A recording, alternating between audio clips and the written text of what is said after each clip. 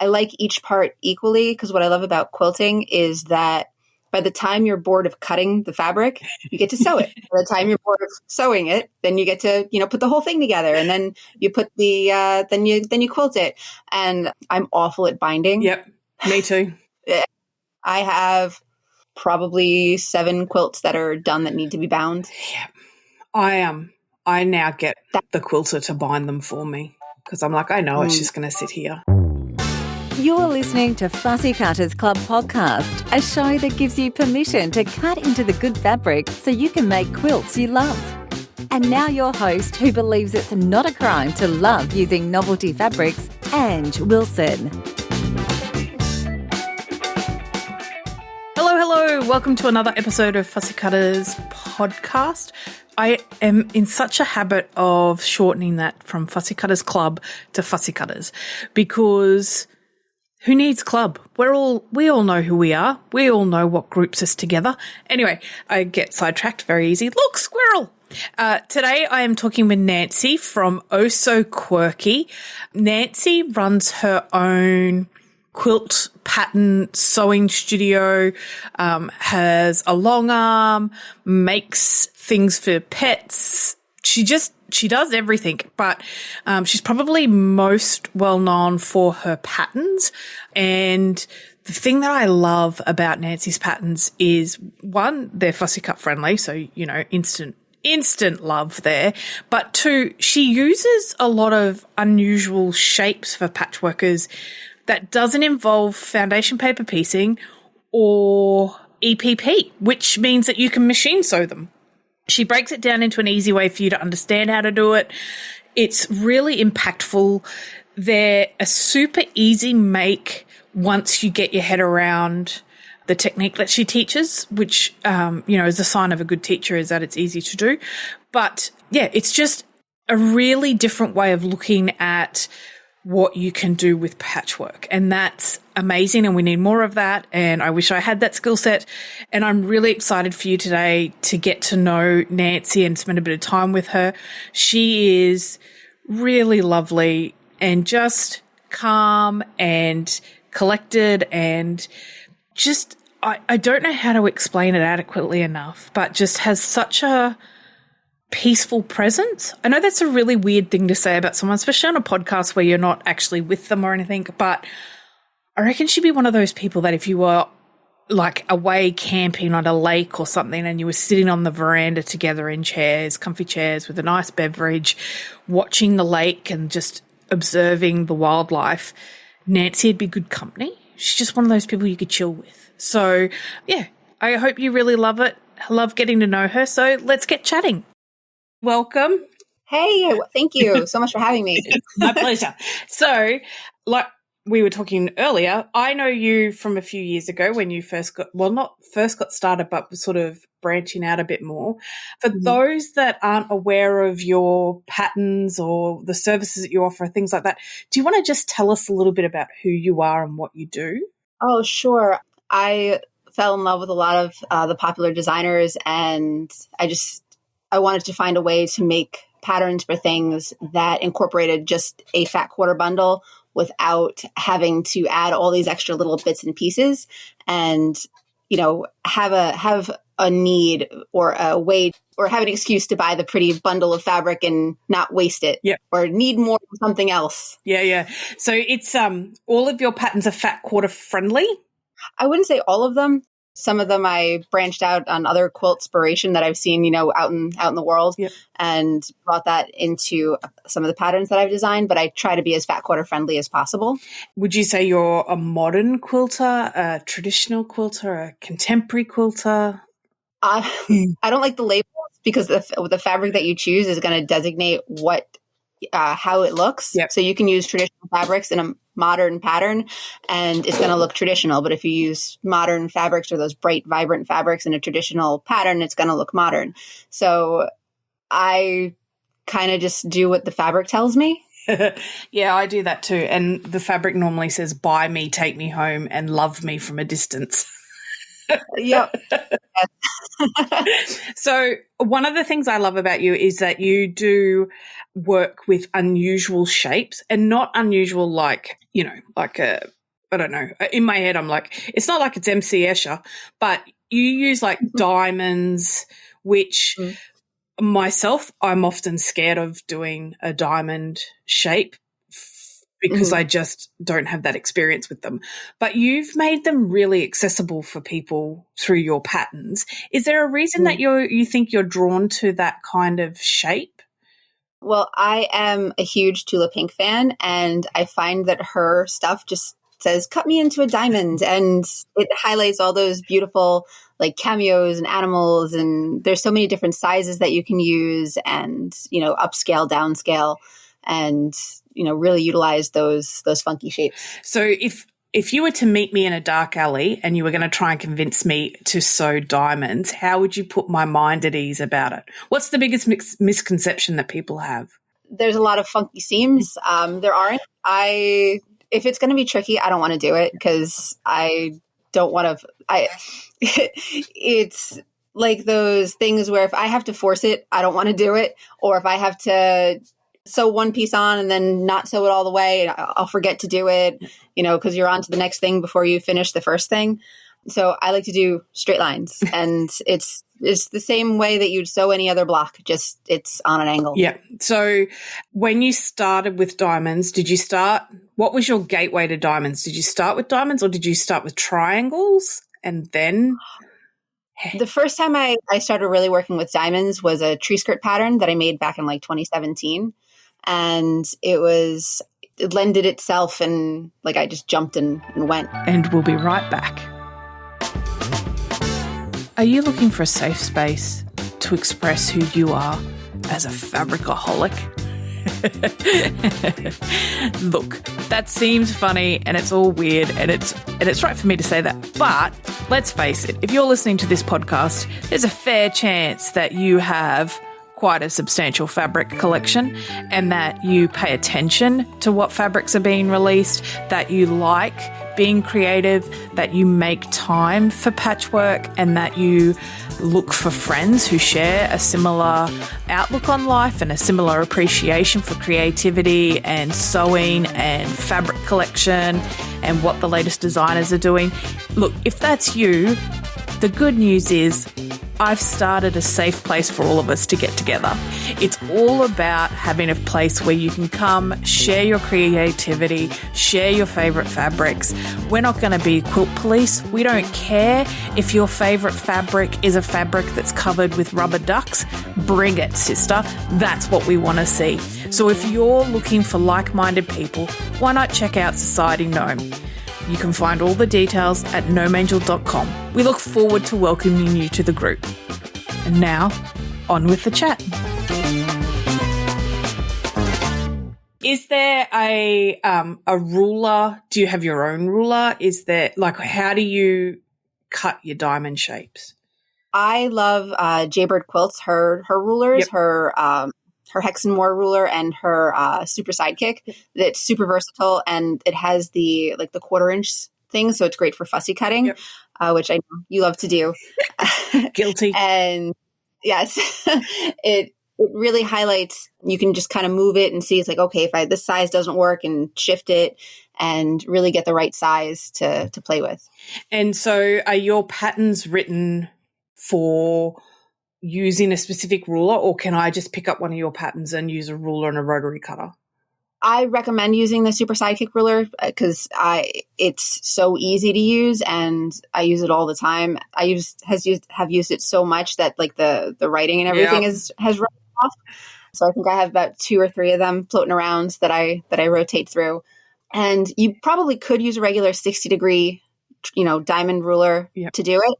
But I haven't tried it myself. Yep. But I'm sure there are people out there that, swear by them and that can use them with ease. Yeah, because I use a certain brand of templates, and so I'm always going, if you can afford it, buy these templates, da-da-da-da. But I know there's people out there that would rather just use a ruler and a rotary cutter, so we try to accommodate those people as well when we write the patterns. But none of mine are funky angle shape. So that's an easy thing to do. Do you do FPP at all? So foundation paper piecing? I love foundation paper piecing. I usually do other people's patterns. And Yeah, I usually do other people's patterns because it's easier and it's already tested and people already have amazing things out there. So yeah. So you wouldn't offer your diamonds as an FPP pattern? Oh boy. Probably not. No. That's fine. No. I only offer FPP because I know Christy from Quiet Play, and so Christy often does our foundation FPP patterns. So I'm like, you're the expert, you do it. And so that's a cheat's way of doing it, I always think. But we did mention fussy cutting, and when you said it, you were like, I know you like fussy cutting, but I've seen your work.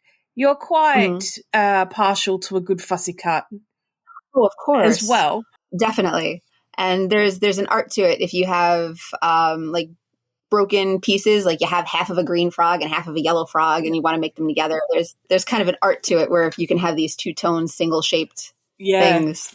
So we call that the seamless pattern matching. So when they get two prints from the different colorways and then match them so they look like they're a seamless version of the one fabric.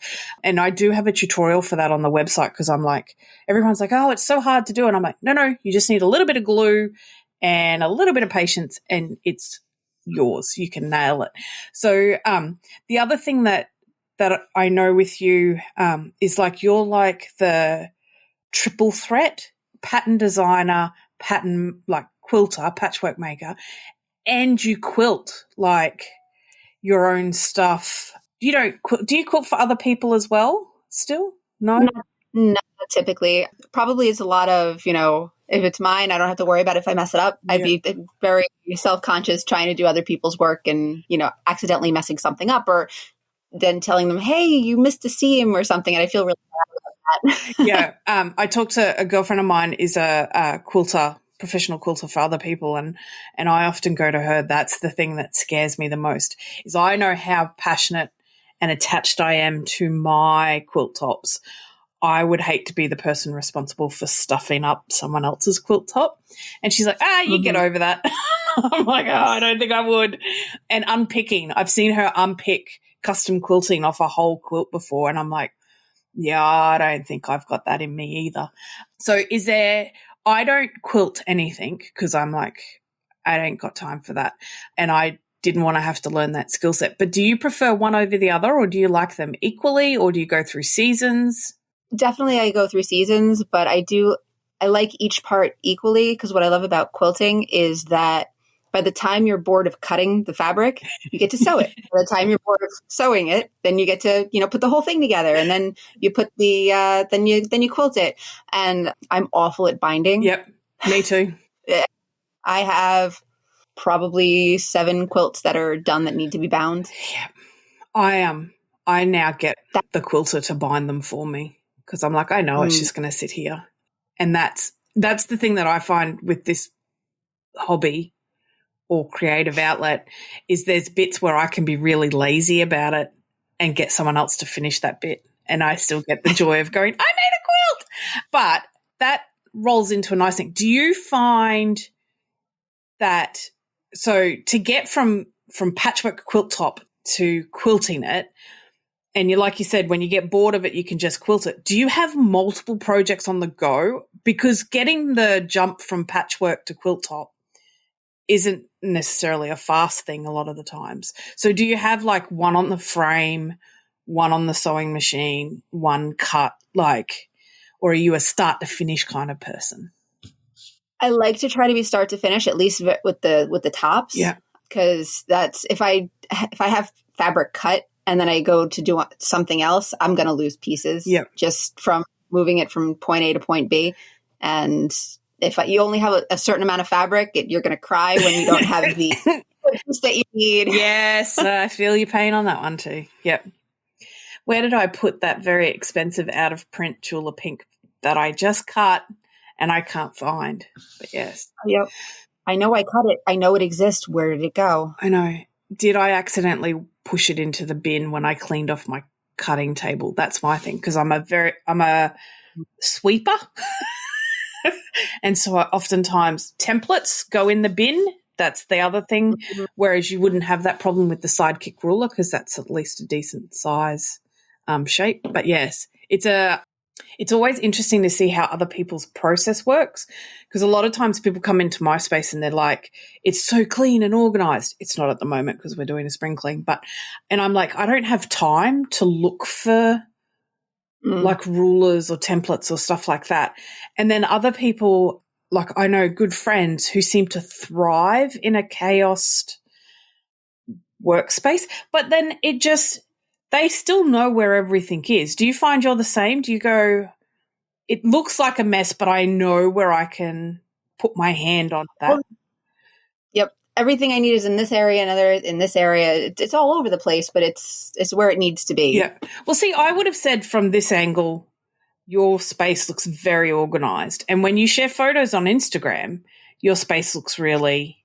That is all the trick of the camera.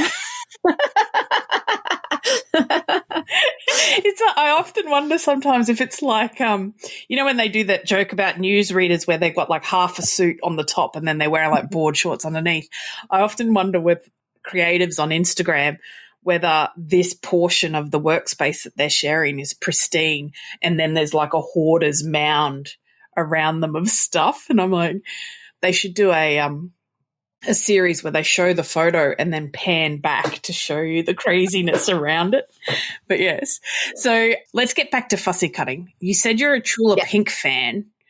Is there anybody else that you like? I just picked up this Halloween fabric from, I don't want to butcher the name. It's her first name is Rachel. I can't remember her last name. Hauer? Hauer. Yep. Mm-hmm. And they use the most beautiful black cats that I've ever seen on fabric. And I have to play with it. I haven't touched it yet, but it hasn't told me what it wants to be yet. So that's the Mystic Moonlight. Mm-hmm. Yeah.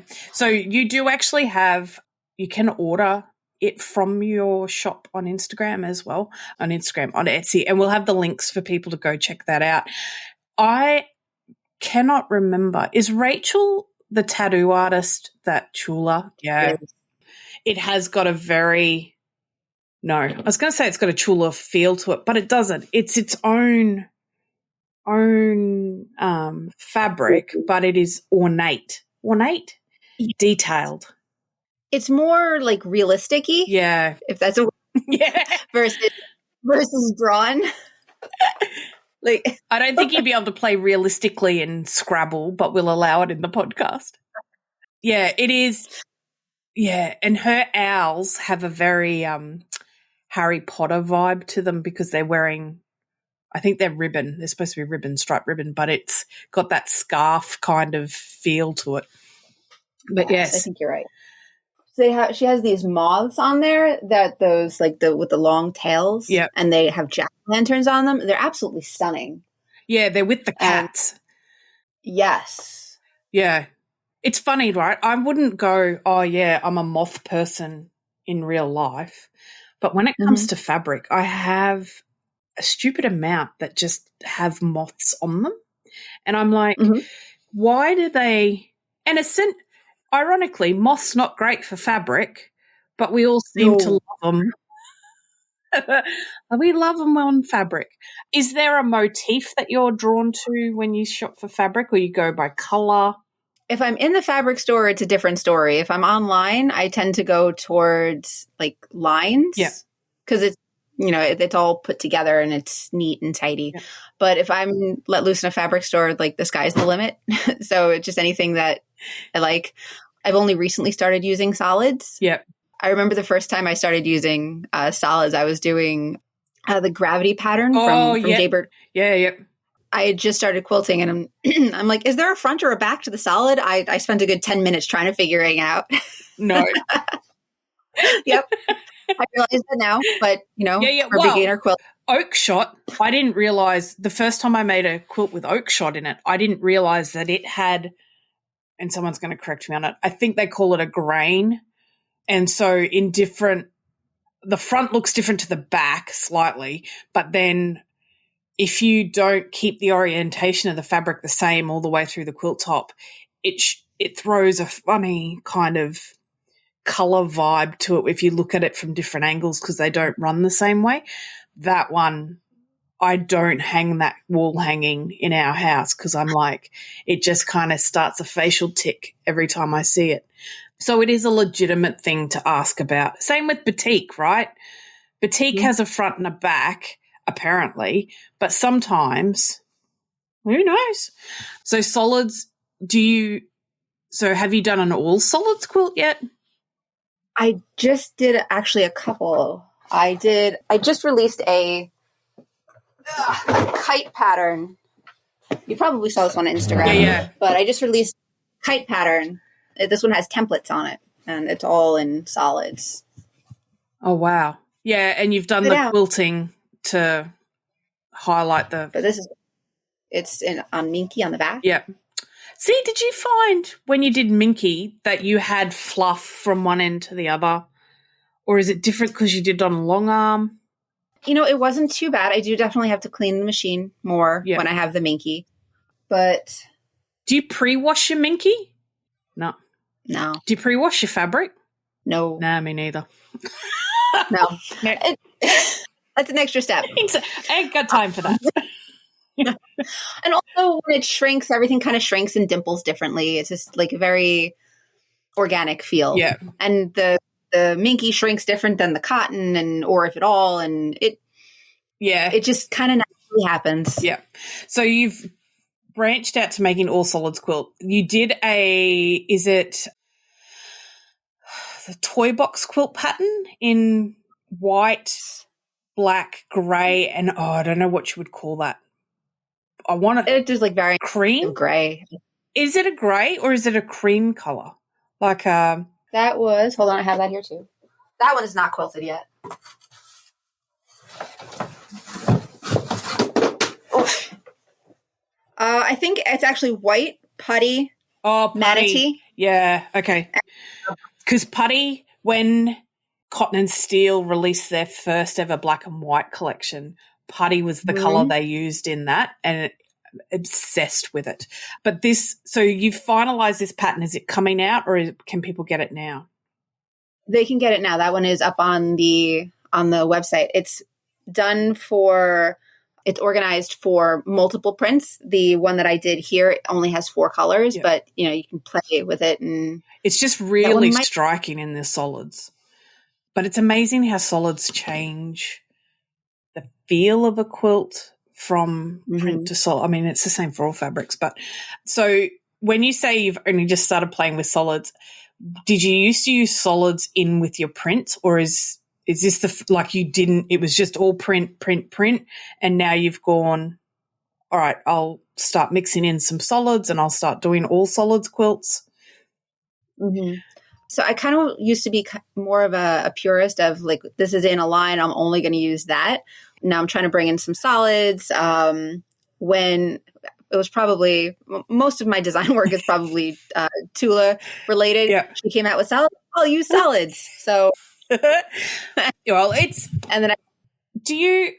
I wouldn't say looking at your work that you're not confident picking fabrics and colors and patterns and things, but do you think that you aren't confident? Is that why what the appeal of using all of a line is? Or is it just that you like the ability to go, I don't have to think about it, it's there, I know it works? I feel confident not as a like educated like artist color wheel kind of person. Yeah. And a lot of times I don't know the rules, so I don't follow the rules. Yeah. So one of the things that I remember someone said to me is like, you can't mix cotton, steel, and Alice in glass because it just doesn't go together. And I'm like, oh. And then I pulled out like a bag that I made that had cotton and steel and Alice in glass on it. And they're like, oh, that really works. And I'm like, yeah. By putting rules and boundaries on things, it stifles the possibilities of what you can do. Yeah. Yeah. The minute someone says to me, you can't, I'm like, watch me. What? Hold my beer here. Like I'm about to do it. And I think it's just And I don't think people mean anything by it. I think it's just how they've learnt or how their process works or anything like that. But it's always really interesting to see someone come out and do something unexpected, and to have like there's a certain level of confidence, just an innate confidence when someone goes, you know what, I'm going to put Alison glass with cotton and steel. And I know it'll work. It's not and it's a really interesting thing, because it's the question that I think tell me if it's the same for you, but the question that I get probably the most from my community is, how do I pick fabrics? And I'm like, what do you love? You start with what do you love, and then you just go from there. And so, do you have any advice? I mean, I'm guessing one of the big things for you is if you're using a line, it all goes together. But is there, now that you're branching out into solids, like how did you pick the palette for your all solids kite rainbowy version? That I knew that I wanted it to be in gray, kind of like a cloudy, stormy, Yep. Kites in a storm. A Washington-inspired kite story. Yeah. And just bright colors against it, and just like, do I like this color? Yes. If I don't, nope. And we'll be right back. If you're like me, you love quilting. You love fabric. You love patchwork. You love everything to do about it. When you're not doing something for work related or family related, or you've got free time on your hands, what you're thinking about is quilting. Quilting, fabric, patchwork. That's all it is. If this is you, then I have the challenge for you. 100 days, 100 blocks. It's a simple challenge. I ask you to sew one patchwork block a day for 100 days. If you're interested in sewing along with me for 100 days as we make a 100 block sampler quilt, then check out all the information at gnomeangel.com.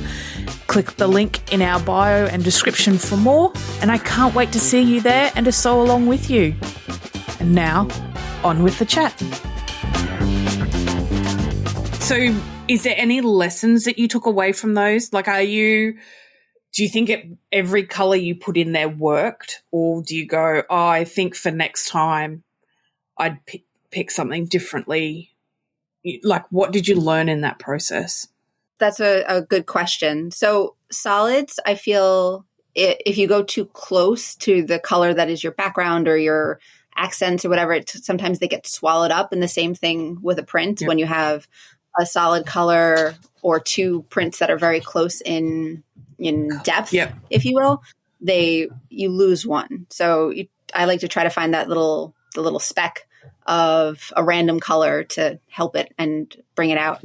But when it comes to fabric and the quilt in general, what I've learned the most is to don't make your judgment until it's like quilted and bounds. Because I feel like when you look at it, a quilt top, and you're like, wow, that's or that's great, or it's not.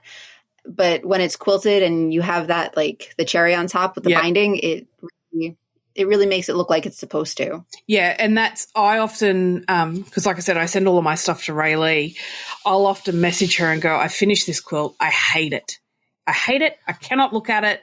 I'm sending it to you. I don't care what you do with it. And then I get it back and I'm like, this is the most amazing quilt I've ever made. She'd be like, I didn't do anything to it. I put an edge to edge over it. It's still the same quilt you made. And I'm like, yeah, but there's some magic that happens between quilt top to finished quilt. And I don't know whether it's the shadows that are created by the quilting or the extra layer of thread on it, or the fact that it's now so tactile and solid. But I'm like, there's so many times I've made a quilt and I've gone, I hate it. And I get it back from her and I'm like, I love it. The thing that I found, because I think I'm the same as you, I like a real crisp definition in my geometric shapes within the quilt pattern and the seams and the points and all of those sorts of things. And so I've found over the years, I'm obsessed with white-backed prints, so prints that are on a white background, but I cannot use them because if I pair them with a light fabric, the points disappear. And so I'm always envious of quilters who can do a soft palette where everything kind of blends in together and they still achieve some sort of visual impact from those, where it doesn't just kind of become just this big blob of something. So it's interesting. And when you move to solids, working in all solids, that you've taken that same sensibility with you where you're like, I don't want a solid that's going to tonally blend with the solid beside it. I want some definition. So now that you've done solids, I see you're working a little bit more with stripes, which you've done previously in your patterns. Again, Chula circus tent stripes, so really good scale, great variety of colour. Are you, like I am persnickety about stripes. If they're in a block, they all have to run the same way, or I have to consciously make a design feature of them if they go different ways or anything. When it comes to stripes, do you just kind of go, where it falls, or do you think hard about? It depends. Like if it's a frame, one can't be going up and down, and the other can't be going side to side. Meaning like it can't be like the long end of the stripe going like two colors in one strip, and then all the going across like piano keys. Yep. That's jarring for me.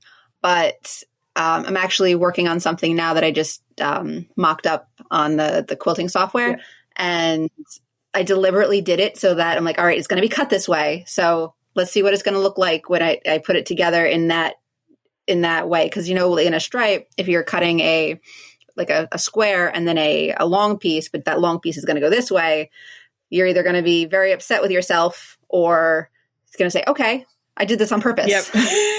Yep. But then I spend, again, probably too long.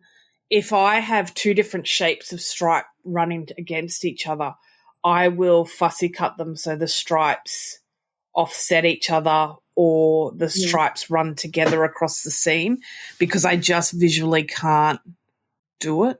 No, I try not to put stripes next to each other for that reason. But it's the same with the spot, because Chula does the spots, which she calls something else. And because they're such a chunky spot and they're so regimented, like it's not like Ruby Star does a chunky dot that's like different shapes of big dots and it's kind of scattered and everything. This is regimented. They line up, they follow. So when I put two spots together, I have to make sure they either line up or they're noticeably off kilt. Like I can't just have one kind of sort of touch. But yeah, it's really funny because I would go, I'm not that pedantic in other areas of my life, but when it comes to patchwork, it's like everything comes out to play. They can't do this, you can't do that. But that's not a rule that I would enforce on someone else. And I see so many people do amazing things with stripes and dots and plaid and check. Like I won't touch a check or a plaid for $1 bazillion, because if you cut them just ever so slightly off kilt, they all look like a 3D pattern painting kind of thing. And so I can't do it. But some of my favorite makers make these amazing patchwork plaid, you know, like just use stripes and things in different ways. Is there a fabric that you won't buy for that very reason? Or I do still use them, and sometimes if I'm like making, as I said, like a frame or like putting stuff kind of close to each other, I like to put the solids between them to break them up a little bit. But also, you know, if they don't line up perfectly, I kind of go and I move on, because I don't want to go too crazy over it. But I don't think there's really anything that I would shy away from. I don't think there's anything I would shy away from off the top of my head. Yeah. So do you have an unpick rule? Are you unpick it and unpick it and unpick it till it's perfect? Or I have like a 3 strikes, move on. If I do it 3 times and it's not right by the 3rd time, I'm like, I tried, this fabric just really wants to be an eighth of an inch away from the other one. Like, so. That's a good question. When it comes to being on the long arm, unless I egregiously mess something up, it's staying where it is because it's a pain in the neck to unpick things, and I'm afraid that I'm going to cut the top or the bottom, and it is what it is. I actually had a pattern that I had released a couple years ago. It was called the Hourglass Star, and it had all these like half square triangles. Every time I went to put this one quilt block together, I put it together wrong. Yeah. See, 3 times you're out. That's 3 times you're staying like that. I can't. Yeah, no, it's and that's exactly what I did. But every block that I did, I messed up. So it became a journey of, all right, let's mess up every block and see what happens. And from there, I actually am like, oh, wait, there's a block here that I haven't seen, and it's actually kind of interesting. I'm actually working on a new pattern. Its title is, I don't know it yet, but it's got crowns and hearts in it. And the crowns are like, they're like little flying geese, but they are, they're flapping and stuff. Just so, and I wouldn't have discovered that if I didn't let myself make the mistakes along the way, which is, part of the process. And that's a really good point, because I think so many people are fed this diet of perfection from social media, and that a lot of times they're comparing themselves to people who have been sewing for a lifetime, or it's their job or whatever, and they're just starting out and they're like, mine looks nothing like this. And you go, I always go to people, yeah, but I've been sewing for 10 years. It's my day job. I come down here and I sew while you're out working. Like, I've got the hours of practice behind me, and that's why it looks different. And the other thing is, if you don't make those mistakes, you're not going to learn what you like, what you don't like, how to have fun with what you're doing, all of those good things about creativity and how your mind works and everything, if you don't give yourself permission to stuff it up every so often. And I go, like, we wouldn't have penicillin if someone hadn't made a mistake. It's that same, that's where the gold is in the mistakes. And so it's always interesting when other people are like, oh, yeah, I discovered this while I was doing, and this came out. So it'll be exciting to see the pattern. But which brings me to my next thing. You do have a pattern store on Etsy, so people can go and check it out. Did you, growing up, think you'd be a quilt pattern designer? Everything that I am today, I never thought I would be as a kid. So, so yeah, no, not at all. Yeah, I know. I often think if my home economics teacher could see me now, she'd be like, you are the last person I thought that would have a sewing machine in their life. But yeah, it's interesting. And so when you meet people, what do you tell them you do? Oh my goodness. I am a hot mess of different things. So my main business is, of course, my patterns and design. Yeah. I'm home with my kids, but I also teach martial arts. So it's all over the place. So I honestly, I'm like, depends on the situation. It depends on the situation. Yeah. It's very different.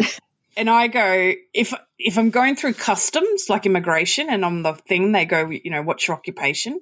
I go, textile artist, because I think, oh, well, that sounds like legit. And then if someone goes, like if someone in our normal everyday existence goes, oh, what do you do? I go, oh, I write cookbooks for quilters where I teach them how to put patterns together, make a quilt. And they're like, oh, okay. And you're like, oh, all right.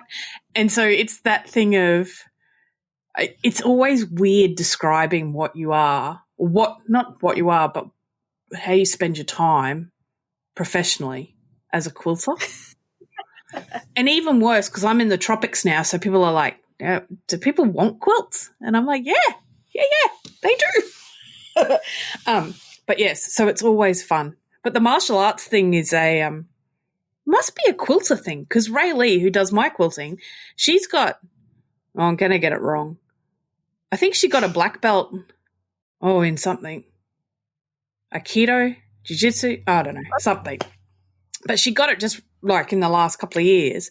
And I'm like, you are the most mild-mannered. I say that she's not really. She's a bit of a go-getter. But I'm like, I wouldn't. And looking at you today, I'm like, oh, yeah, Nancy could kick my ass. Like,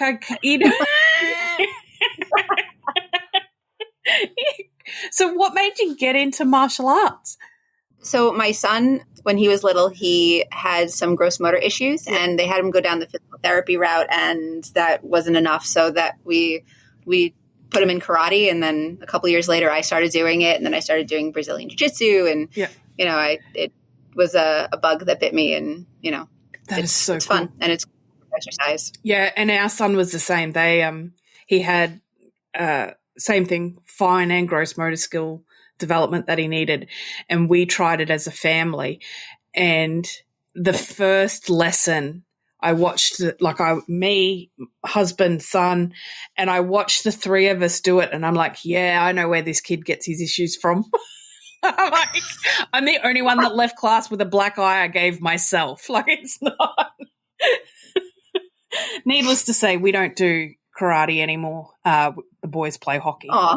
Well, that takes some skill and balance, and yeah, I think he was drawn to it because he got to whack things with a stick. Like, yeah. But yes, so we digress. So it's been lovely chatting with you. Thank you for making the time today. Thank you for sharing about your process and your journey and everything. I can't wait to see what else you've got. So we'll put all the links in the show notes for people. They can go check it out, buy Nancy's patterns, and I look forward to seeing what else you've got in the future. I'm so looking forward to sharing with you. Thank you so much for having me. It's my pleasure.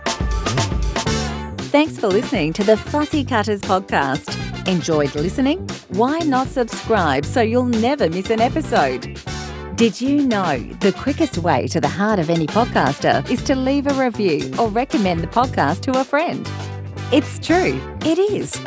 Until next week, get out there and fondle that fabric.